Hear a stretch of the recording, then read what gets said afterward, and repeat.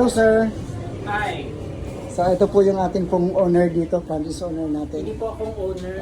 Joke lang. So tatanong po natin bakit po Go VIP Center ang inyo pong napili? Unang-una, bakit ko VIP Center na pili ko?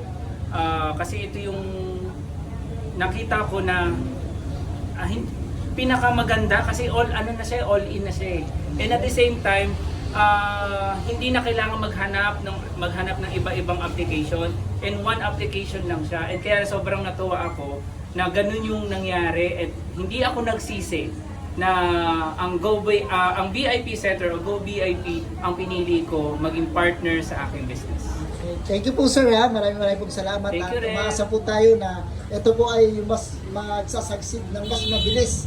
So sa tulong po ng ating po mga rider, meron po tayong mga rider. Si Ma'am Liz, hello po Ma'am Liz. Pang ating po mga rider. Okay.